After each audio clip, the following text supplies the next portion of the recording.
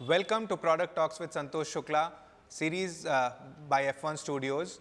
We would like to introduce today's guest, Mr. Nihar Sawant from Fusion Charts. He heads the product at Fusion Chart. Welcome, Nihar. Thank you for coming. I see that you moved your career from development to an entrepreneur to product management. Would you like to talk a little bit about it and how that happened? And also, if any aspiring developers out there would want to move to product management, what are the things that they should be careful about or which they should groom themselves on? So let me first answer the first part of the question, like how my journey has been from developer to entrepreneur to PM. So I did my graduation in BSc IT. I'm not an IITian or anything like that, but I knew one thing that do what you really want to love, because I failed in my 12th exams. I didn't score really good marks. I barely made it. I did not crack IIT JEE or anything like that. So I had to settle down for a lower course like BSc IT. But that taught me important lesson that you should do what you love. So after my graduation, instead of joining companies like Infosys or which most of my friends were doing, instead of joining a startup. And I learned a lot over there. We worked on quite a lot of technologies from WebGL to Python and all that. And I think about 1.5 years down the line, we got acquired by a Canadian startup called Lagoa. So our startup was into 3D modeling, which is where we were using WebGL. It used to allow you to make 3D modeling inside a browser, and it was first of its kind tool. The Lagoa, they also acquired us, and they were also trying to do the same thing, but they were doing for enterprises or for a big agencies and all, and they were competing directly against Autodesk or AutoCAD, you can say that. So my transition, I was primarily a developer with this startup 3D Tin, and later in that phase I got fascinated by how people use our product and how we can make their experience better. And I slowly started making interfaces and wireframes in Inkscape, right? And I think around the same time Sketch was also got introduced. I started using that also, and I think around the same time we got acquired. Then I suggested some UI changes for their interfaces also, and these guys belong to companies like Google, Ubisoft and all, and they also appreciated my changes. So that gave me a confidence that hey, I can actually move into this UI UX kind of a thing also. So around the same time I decided to quit my job and move into entrepreneurship. They had already applied for my visa, but I said no, I'm not going to Canada. I'm just going to start my own thing. So in that, then I was not only doing the development, design, but also marketing, you can say a bit sales, support, and pretty much everything customer facing. And I spent my time in those 2 years, build some food tech applications, build prosumer application which photographers could use. Did 2-3 different ideas, and none of them worked. And I decided to then get into product management, and I think there was one food tech startup based in Mumbai. I proposed some user interfaces for their product, and these guys, they liked the suggestions which I had suggested. And these guys belong to they previously worked in companies like Autodesk, Ubisoft, even Google, and these folks appreciated my design. So that kind of gave me a confidence that I can do the transition. And in that situation, or in that boosted morale, I decided to quit, and I started working in Mumbai, created few startups, and from food tech to social media management, B2B, and all those things. So 2 years I completely gave for startups, tried 3-4 different ideas. Unfortunately, none of them worked. And then by end of the 2 years, one food tech company from Mumbai decided to acquire us, or kind of hire us, or whatever you want to call it. And around the same time, I think I joined them as a PM, where I was working on the technology also, and I spent about 2 years with them on the food tech platform. So this was more like a fresh menu kind of product which they were building, and spent there 2 years, and after that I moved to Fusion Charts. In Bangalore. Yeah, then I moved to Bangalore, and over there I joined as a PM. Then I became head of developer experience over there, where my role was to make sure that all the developers who are coming in, they are getting like a better experience in terms of product. They know how to use the product and everything. So that's how I ended up joining Fusion Charts as a PM, and then I ended up become head of products also. Now to answer your second part of the question, the developer to PM journey, as you also said before start of the interview also, that not many developers actually do the transition. Mostly QA folks or from support team, they end up doing the transition. And if you actually understand the reason behind it, is these teams, maybe QA or even support for that matter, these two people, they are actually customer facing, or they interact with the customers. And that's the most important thing of becoming a PM, having a customer empathy. True. If you don't have the customer empathy, things are going to be very difficult for you. And that's exactly what happened with me also, I would say. I was hardcore introvert person, sitting in my own room, doing coding, not stepping out of the room and all that. So that's the kind of person I was.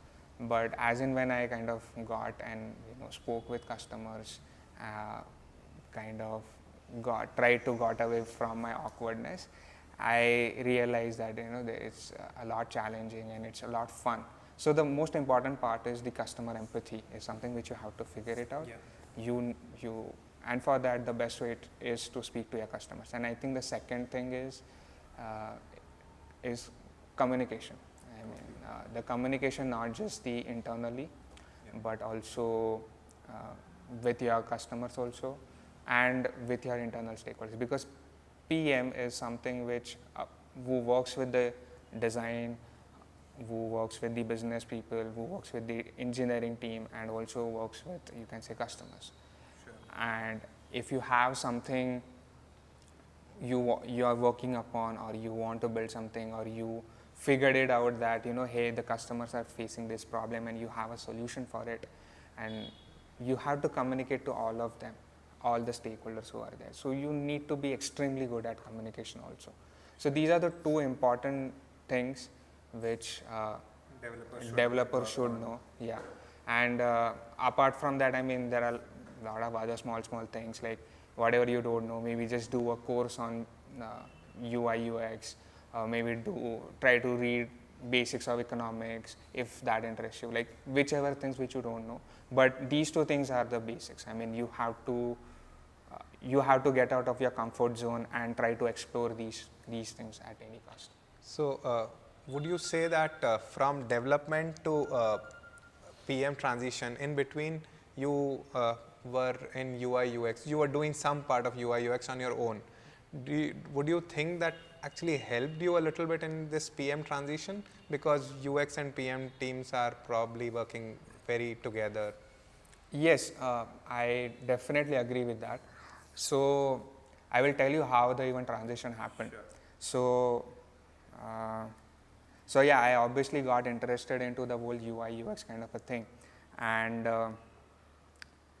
the Coursera started back then, and they were giving a lot of free courses, and they had like one good course on human computer interaction. Yeah. And I just loved it. Okay, I got into it and I started doing it. That's how I came across a lot of terms like personas, and what is wireframes, what are high fidelity mockups, and how you should do user interviews and all. And then they had like bunch of projects which you have to do. Like a very simple idea has been given to you, and you have to write. Did you go out, talk to people during that? Yes. During that particular thing, I had to speak to few people. Maybe they were my friends, Okay. but maybe they were my friends, but I spoke with a lot of customers or people and try to get out of the comfort zone, and I built interfaces for that, and these projects were also being evaluated by these folks. I don't know from which university it was, but it was some really good university, I guess.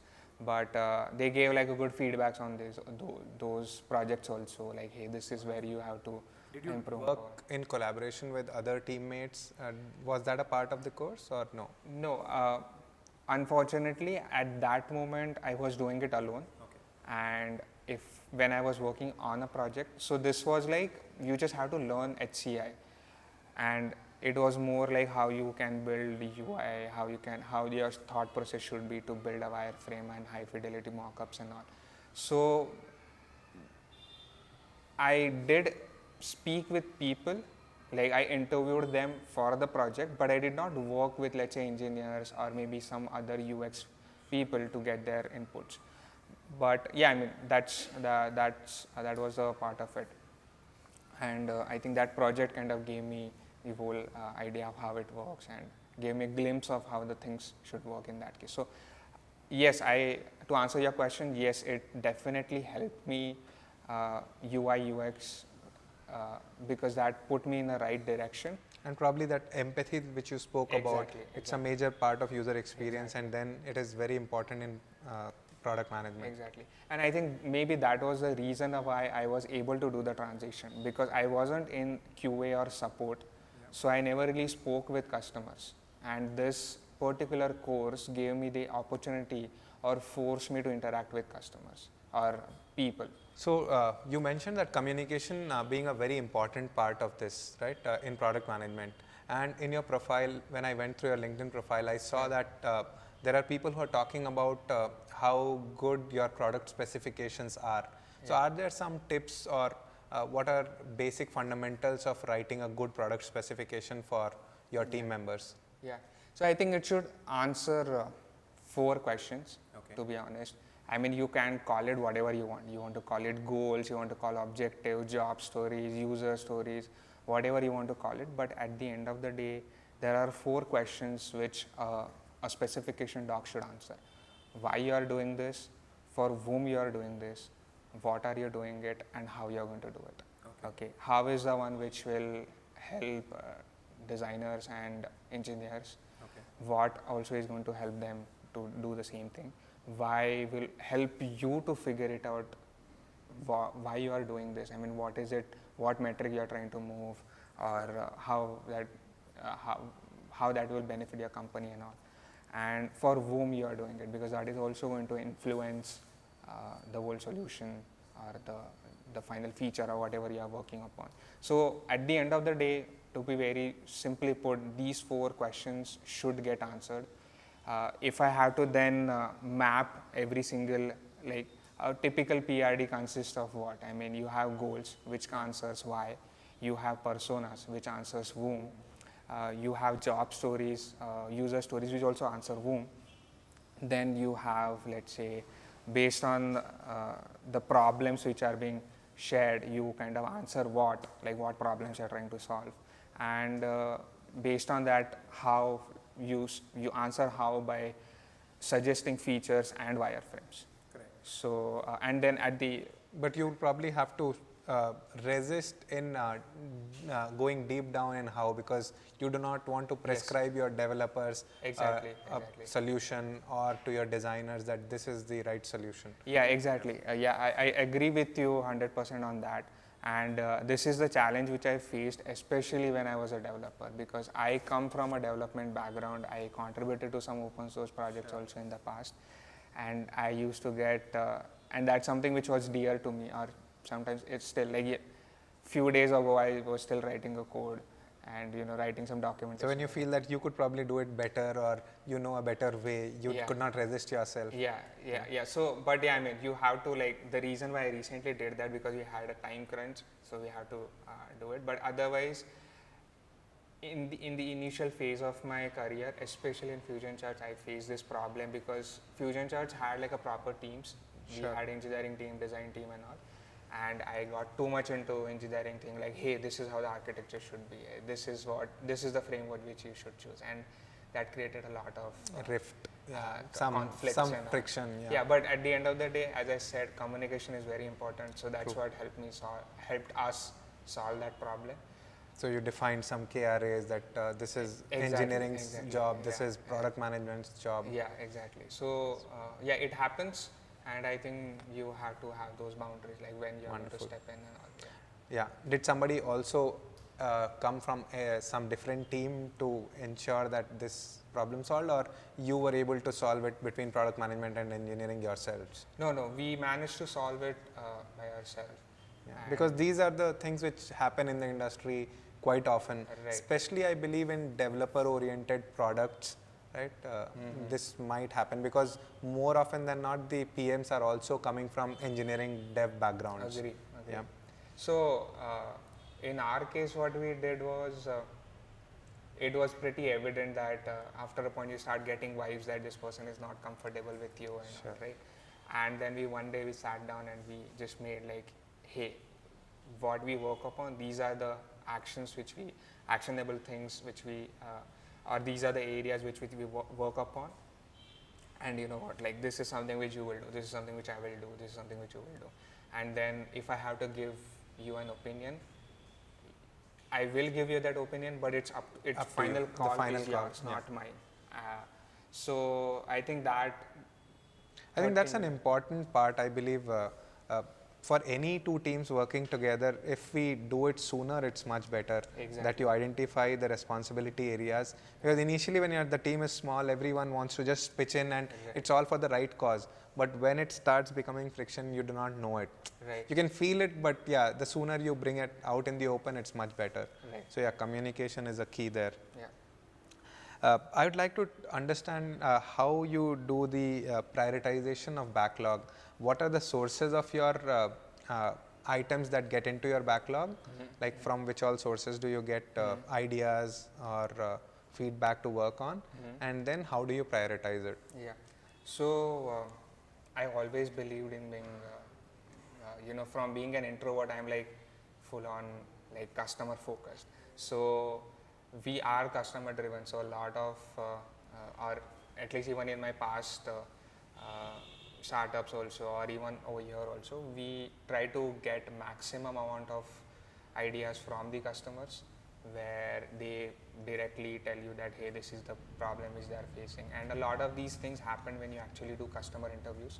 So from customers, there are two sources. First is you do deliberate customer interviews on a timely manner, maybe quarterly, or once they are onboarded, you speak to them and understand if they like the product or not. Or even when they are evaluating, you ask like very few like small questions. So in Fusion Charts case, what's the persona of this typical customer? Are they engineering managers or are they product heads? So it's I would put it into two ways. The evaluation of the product, technical evaluation of the product, is typically done by developers to CTOs, like engineering managers or engineering leaders to an individual developer. But the final call whether to go ahead and buy this product or not, that is done by product leaders. So product leaders, and when I say product leaders, it could be the CTO of the company or someone who is a product manager also. So it's like a two things. So there is the initial specifications and all could be shared by the product team, but I would say it's a combination of both. Okay. But one thing is for sure, the technical evaluation happens. Like people have to write code and see if it works or not, and that is being done by the developer. Now that developer could be a very young developer, or it could be even a CTO. Also. Got it. Okay. So yeah, so it's done by both of them. So when you are getting your ideas for product backlog, you are getting feedback from the users, both of them. Yes. Okay. So as I said, there are two ways we kind of, at least from the customer facing, we get it from two ways. First is we conduct interviews from multiple phases, whether the person is in getting onboarded or has been there for quite some time, or just purchased Fusion Charts or something like that, or just purchased product. So we speak with them around that time and try to understand why they are using, why they chose it, where they want to implement it, how they plan to implement it, like what is the use case, and maybe the problems which they are facing, something like that. Sometimes if it is possible, we actually go and visit their offices. I mean, this we don't do with like a lot of customers, but yeah, I mean, we have visited like few offices and spoke to their developers and try to speak directly with them, like what is their thought process and how they are using it and all. Nice. In fact, recently we are building a new product, and in the developer community we kind of shared one survey on how we should do API design. Like, this is the use case which is being given to you, and these are the different API patterns which are available in the market. Like, which one would you recommend for this particular use case, and what is your thought process behind it? So there is this one interview driven feedback, suggestions, or the backlogs which you keep on getting the ideas, and there is where a person directly speaks with the support and sales team and says that, hey, this is not working, or these need some improvement, or we want this particular thing to be tweaked into this way or that. So those are more improvements and bugs. Yeah. And when we are directly doing interviews, we typically get from feature requests to new product ideas to improvements, bugs, pretty much everything. So that is one part of it. And second is the obviously market research, like stalking your competitors. Okay. And trying to see how their product is being perceived and why their products are being used, how they are doing it. Would you consider it? Do you also one channel is sales objections of channel, as in when your team is trying to sell pitch against a competitor's product, and when they get to know that these are the missing features, so for parity reasons, right. So you do that as well. Yeah. So that's part of the customer facing thing where sales and support team is kind of involved, but not all our ideas are like influenced by competition. Yeah, obviously. Okay. I mean, there are few people who will just have like some very different this thing. Like some of our competitors, they have like a 3D charts which are like done in WebGL and all. And to be very honest, none of our customers have actually requested using it. And if you look at the effort versus impact, like the effort is too much to do you just literally have to rewrite the whole application to make it work in WebGL. And if there are nobody who is even giving that suggestion that, hey, we want the chart to be rendered in WebGL, I mean, why you should even put. Thank you for that, Nihar. We would like to understand how do you manage this remote team, since you are based in Mumbai and your team probably operates out of Bangalore, complete team. So how do you ensure that you're able to have regular communication with them? Any things that you follow on a regular basis? We want to work only remote, and we want to travel and all that and all those things. But to be honest, however cool it sounds, it comes with its own sets of challenges, and that happens on both company level and on the individual level also. So when we talk about company level, the communication becomes a big challenge, because your team is sitting over there. You would prefer to speak with the person who is sitting next to you, rather than someone who is 1,000 kilometers away. Totally. So in that case, the way we try to do it is we have like a daily stand-ups, and that happens at 12 o'clock. So I think I'm going to miss today's stand-up. So, but yeah, I mean, the stand-ups happen, and we discuss like what we worked on yesterday and we work today. And although there are companies like Basecamp who have that check-in feature where you can just type what you worked on and what you didn't work on, but that doesn't give you the human factor to it. So we encourage people to attend that at any cost, even if you are working from home, or even if you are commuting. You just attend it. It just feels that we are part of the common cause. Exactly. And we are a tribe, we are together. Yeah, exactly. Yeah. And sometimes what happens is that you have the discussion, and later that day, let's say somebody else comes and speaks to that person. Let's take an example that I'm working from Mumbai. One of my team member is working from Bangalore, and someone from the sales team or something goes and speaks to this guy, says that, hey, we have to do this, that, because sales team, everything is priority. So they're like, hey, this is the priority, you have to work on that and all that. And this happens post stand-up. Okay, and maybe the person under the influence and all, whatever the circumstances are, decides to take that thing up. Okay, for whatever reasons. Okay, I mean we try not to do that, but sometimes it happens, right? And you take it, and then you obviously bring it up in the next daily stand-up that hey, I worked on it yesterday on this thing, and today I'm going to work on it. And then you can have like hey, like why course correct. Yeah. So basically the maximum time difference between course correction is only 24 hours. Yeah, So it's good. Yeah, less than 24 hours. So that's a good thing. So that's because then it won't happen like after 1 week or like, hey, I was working Whole week I was working on something else which like, is not priority. You wasted the 1 week, man. What is wrong? Yeah. So that is something which we try to do, and Okay. obviously we take efforts on. Even when you are writing product specification wireframes and all, we have like a bit of structured approach for it. Like you make the initial draft, give it, and people will, give comment on it. Like we don't do the discussion or the review of the doc or wireframe in the call. Okay. We let them do it. You go through it, write the comments, and then we will discuss the comments in the meeting. Wonderful. So Yeah. that also ensures that you are wasting less amount of time. Correct. Because then what happens is you go through it during that call, most of the time you end up explaining what you have written in the doc. Totally. So what's the point of writing the doc? No, then. So like Jeff Bezos runs all his meetings like this. He ensures that everyone comes prepared for the meeting, and if nobody is prepared, then the meeting is called off. Right. So you cannot just come there to learn about the problem. So everyone has a brief of the problem before the meeting. Right. They have gone through it, and then they discuss any points. Like any questions you can Yes. post that you could have like 4-5 questions. Just make a list of it. Maybe sometimes it happens that these questions get answered in the bottom also. Totally. So you just prepare the questions and you discuss. So typically we try to do something like that. We emphasize on communication a lot by doing daily stand-ups or having like this structured way of Great. things. Yeah. So Nihar, there is another shift in your career, right? Which we saw that you grew up from product management, so as a product manager, and now you are heading the product.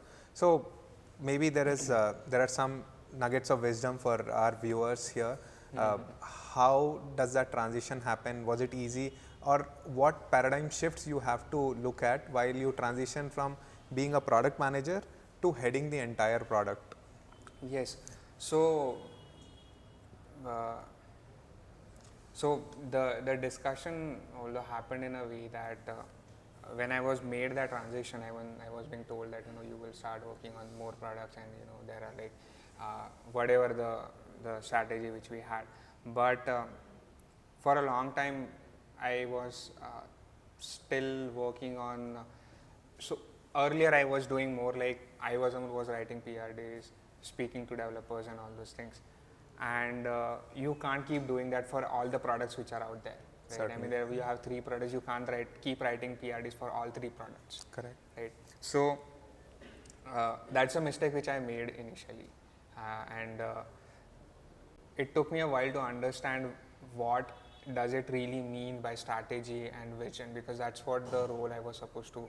I mean, that's what you are supposed to do when you kind of move ahead. Like you have to define the strategy and make sure that you have to define the strategy by working with stakeholders. I mean, maybe the CEO, the head of sales, head of support, whatever, and then you define whatever the mission, the vision for that year or 3 years down the line. What is going to be the whole cause for which you will be moving towards, and have that and that be communicated to all the team members, and also ensure that whenever they are coming up with something, they are moving into this particular path or not. I mean, this is something which was a paradigm shift for me. Yeah. It's not something which I had done before. So that art of delegation. The delegation was done because I was involved. I had like some amount of team management experience, but this is more on the roadmap, defining the roadmap for the entire product teams, or working on. So strategy versus tactics. Yeah. So more on strategy and less on tactics. Yeah. So that was the shift in the thoughts, which are the paradigm shift which I had to deal with, which took me a bit while. Okay, cool. And I believe you mentioned in one of your interviews earlier, which I had seen, that you live by metrics. You feel that to solve anything, it's important to have the right metrics and then track them. So, can you help us understand this metric-based way of evolving the product? Right. So the reason why even I emphasize on the metrics is because, at least at Fusion Charts, I mean, before wherever I worked upon, it was more of an online app tool or something. So you can always, install like things like Mixpanel and see how your users are using your product. But unfortunately, with a product like Fusion Charts, you can't really track how your product is being used because it's a library. Correct. And it resides in the user's infrastructure, and it is completely in a completely sandbox environment. You have no clue how the product is being used. So, and you could take a lot of gut-based decisions and calls in that case. So we have to take a lot of efforts on making sure that we avoid that as much as possible. So, which is why I have because this is itself is a challenging part to figure it out, the metric for this particular product itself. So which is why I keep on emphasizing, because I spend a lot of time on figuring out how I'm going to measure, how I'm going to understand how to read how the product is being used and all that. So, but to be very honest, if I have to give you those who want to actually learn even metrics and how to even track that, I highly recommend reading Lean Analytics book.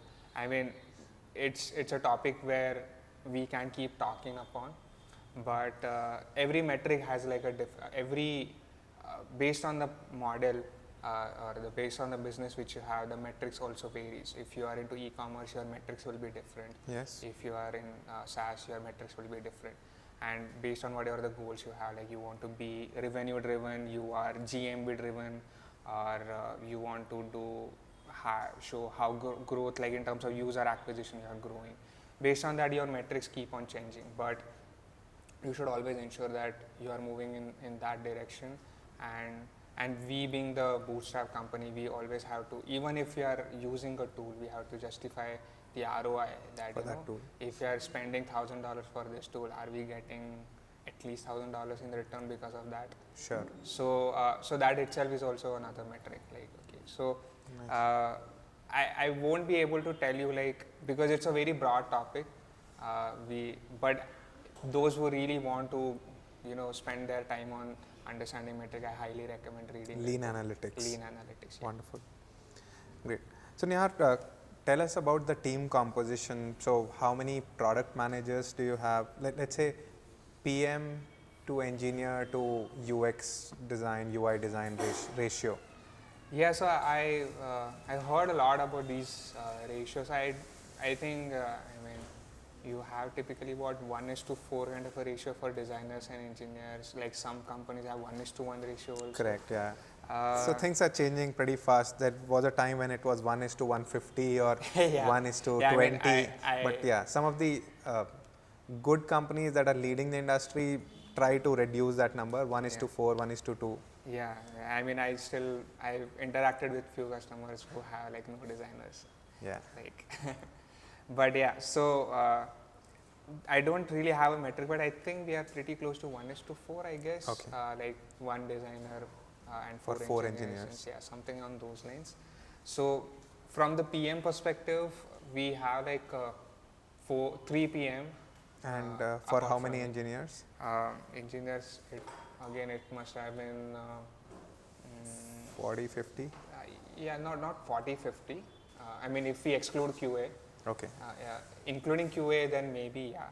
Okay.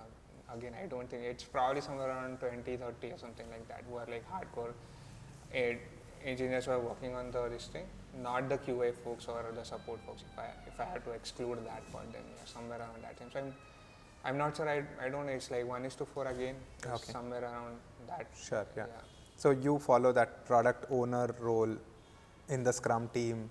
Yeah. Are there some external product managers who take care of product marketing also, or is there a different? So who takes care of product marketing at Fusion Charts? We are actually looking for that particular role. But yeah, I mean, typically we used to have that role. Okay. And at least at this moment, it's bunch of us who are taking So care you're of it. taking care of both internal as well as external Yeah, facing. I mean there is me, and then there is the head of sales, and there is another analytics person who is Sure. the analytics come operations person who is doing it. But we are hiring for that particular role. We always had that dedicated role before, and yeah, I mean it's typically it's done by I am also involved into that part along with sales and other. So Nihar, for engineering driven companies, so there are some tech products, right, which are engineering focused products, I would like to say, where the audience is engineers, right? So API driven products, your product is something like that. Right. So how are these different? So how is product management different in engineering centric products or developer oriented products versus others? Are there any tips which you'd like to tell the audience about? I think it's not something which is new, to be honest. I mean, if you always need a PM who is a bit domain expert also. Like if you are building a fintech, you would prefer someone with the background of finance. I mean, not necessarily full-fledged finance, but at least even if that person has done like one course and at least understands what is how to read a balance sheet, or let's say if you're building like a Paytm money kind of thing, at least if you understand how balance accounting, sheet balancing, accounting yes. and all, that is sufficient enough, right? Got so if you are building, let's say, something like logistics kind of a thing, like what these locus and like ton of other things, the black buck and all these guys do, maybe having a supply chain background could help you to understand things, because at the end of the day it's customer empathy, and in order for you to have customer empathy you should at least understand which language they speak. Certainly. Right? So it's a similar concept. I mean, if you are building a developer focused product, it's better to have a developer background, like at least, because then you will not only be able to speak with your internal developers, but also understand how the product is being used, or how an end user who is a developer will probably use. So a lot of people say that is development mandatory thing to be into product management or not. I would say the domain expertise is what you are basically looking at. I mean, you need to have a bit of domain experience, at least have the understanding, and I think it's pretty. And it can be developed as well. Like, can people from other domains can learn? I mean, to be very honest, if you have the inclination towards it, then you should definitely learn about it. Like for example, recently I finished a course on. I actually read that coffee can investing. Okay. Where I got to know a lot about how mutual funds work and where you should invest and why investing in the real estate does not make sense and all that. So I had the inclination towards it. So like that, I mean, if you're hungry for it, you will always learn these things, and that will help you to kind of get into those kind of things also. Great. So thank you for your time, Nihar. I'd like to close with asking the final question. What are your some, like, let's say 2 tips for our viewers on who want to make a career in product management or UX? So what are some of the 1 or 2 tips which you would like to give them? Yeah, if you are in product, yes, you have to be good at communication, as I mentioned in before, because you will be working with a lot of stakeholders. I mean, it's not just the UX, but also the product people also we are talking about. You will be working with a lot of people now who belong to tech and non-tech background. So communication is super important. Customer empathy, like hands down, you have to understand you have to be empathetic about customers. You can't say things, "Arey, what, this guy is stupid, how come this person doesn't understand?" But you have to step in that person's shoes and understand why that person made that mistake. Or no user is a dumb user, right? So that is like a fact. Yeah. So that is the most important thing. Third would be, I mean, I know it's more than that's perfectly all right. Yes, that's a bonus for our viewers. Yeah. So I think this is not just for the upcoming PMs, but also these days a lot of jargons have started popping up. Like, what is your North Star metric? Correct. Like, what is your OKRs? I mean, I know these things are used by Google and whatnot, but at the end of the day, understand what actually it means. Like, if you boil it down, when you say things like what is North Star, it means understand what your goal is, what needle, like how you plan to move the needle, which needle you are planning to move, Sure. and have focus on that. If, you know, when people say JTBD, like jobs to be done framework, yeah. At the end of the day, it's what? You're just talking to customers. I mean, and it will boil Correct. it down to customer empathy. So it's just the answers or your goal will change the this thing, like outcome. Like if you want people to understand, if you want to understand how your product is being used, then it's JTBD. If you want to figure it out how the product was discovered, then it's probably what market study or like marketing research, whatever you want to call it. So the goal will define and the questions will define this thing, but at the end of the day, it's customer. So I think I've seen very great UX guys. Like I know there are few in my company, and they keep telling me that, hey, I went to this conference and this guy was using behavioral science and what I just got luck. And this guy is like really good, man. Yeah. And he's like, I just don't know what to do. Like I feel I am stupid and all. I'm like, dude, no. Like just look at. I showed in the customer testimonials of the products which you built, and it's like, there is nothing. You are doing your job very well, dude. Go beyond these jargons. Certainly. So I think this is also. So I think, yeah, you correctly summarized, like customer empathy. If you understand your customer well, then rest all is fluff or built around it, right? So you need to know your basics right. Yeah, and I think that's about it. So. Thank you so much for your time, Nihar. Wonderful having you, and look forward to meeting you again. Yeah, sure. And thank you to all our viewers. We would be back next month with another product leader. Thank you so much.